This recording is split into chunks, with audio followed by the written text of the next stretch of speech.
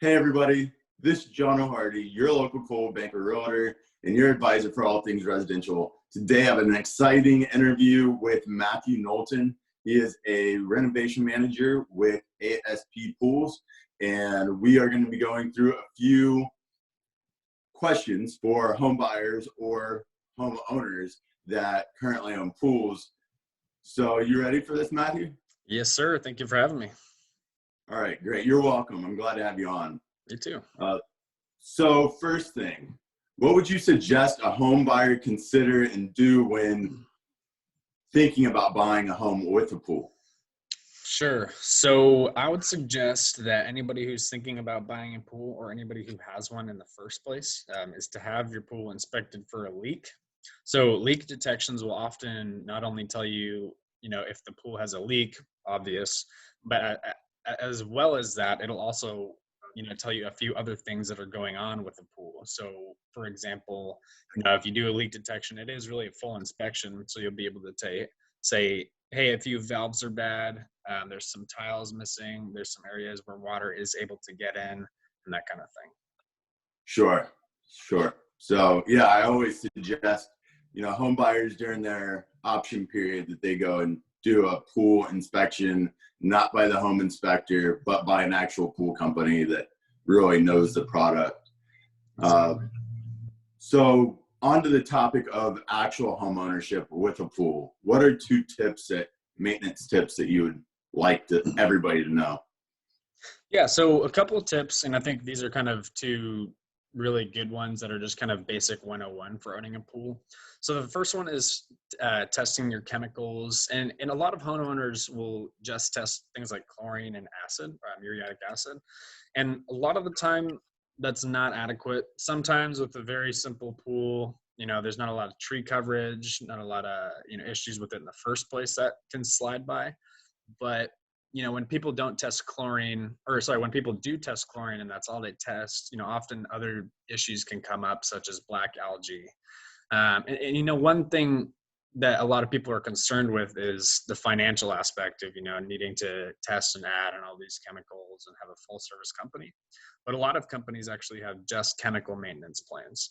So that's really helpful. If there's a budgetary thing, you're not spending as much money per month on an entire service, but at the same time, it is still a very important thing to make sure it gets done. Another one is a very helpful, just basic tidbit for any pool owners. So it's to make sure that the pump is running an adequate amount of time during the day. So often, the experts say that pump should be running 1 hour per 10 degrees of air temperature during the day to ensure proper water flow, ensure proper, chemical dispersion and that kind of thing. Because water, it's not just a matter of putting chemicals through the water or through the pool and pipes. It's also helping kick up algae, kick up debris, and make sure that nothing is sticking where it is. Sure. And then on the first tip, I'm sure, if they did the basic chemical plan with y'all or any pool maintenance provider, then if they needed something, once a year, get like an a la carte item, and then they have a good relationship with y'all as current clients, and then y'all can just come out and do work as needed as well. Mm-hmm. Exactly. Yeah. And it's good to have, I'd say every once in a while, for customers of ours who don't necessarily want to do full service like chemicals or brushing, we also have something that's called Pool Care 365, which is just a product that we have where I believe it's twice a year we'll come out and just do a basic inspection of equipment, clean the filter, make sure everything looks good, and then just go from there. Perfect. That sounds like a really good idea. Yeah. Third question and the last question. Sure. If people are buying an older home, maybe 10 years, maybe 40 years old, styles have changed. Sometimes back in the day, they put really simple, just round pools in the ground. Mm-hmm. What's the cost effectiveness and amount of effort, that they'd have to put in or y'all have to put in to completely rebuild a pool versus just buying a house without a pool and putting one in from scratch? Yeah, so that's a good question.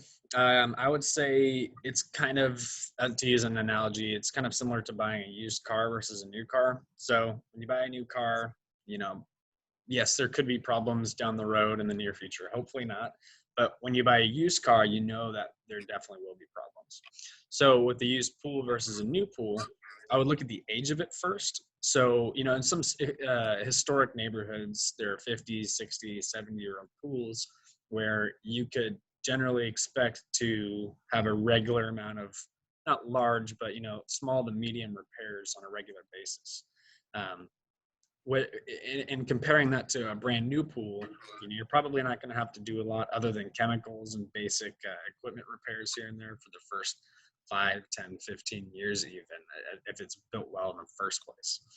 And so to give a number to that, on average, new pools being put in now are anywhere from $70,000 to $100,000. And if you're to renovate an old pool that's in decent shape, even a large renovation, we've seen 50 at the max. So I would say it is definitely more cost effective to get a used pool rather than put a new one in. But over the long run, it really just depends on the age of it. Okay. Does that $50,000 remodeling cost go into changing the shape of the pool? Like if you were to make it from just an awkward oval pool to actually having some shape to it, you'd have to tear down the wall, that sort of thing. So yes and no. I would say smaller shape changes. So once the shell of the pool is built, it's actually really difficult to cut it open and change it. I mean, you can, but it is quite an expensive and extensive process. And in order to do it well, I mean, there's still potential for issues with that. But you included in that, let's just say that price range, a person would be able to build a tanning ledge in their pool and put additions inside the pool. Maybe add a water feature on the outside, but when it comes to the actual structure and general shape of it, it is really hard to change that. So okay, perfect. Well, you all heard it here. Again, the interview was with Matthew Knowlton with ASP Pools. If y'all have any questions, please provide them below, or feel free to reach out to us personally, because we will be providing you our personal information immediately following this video. Thanks for being on, Matthew. Yeah, thank you. Thanks for having me.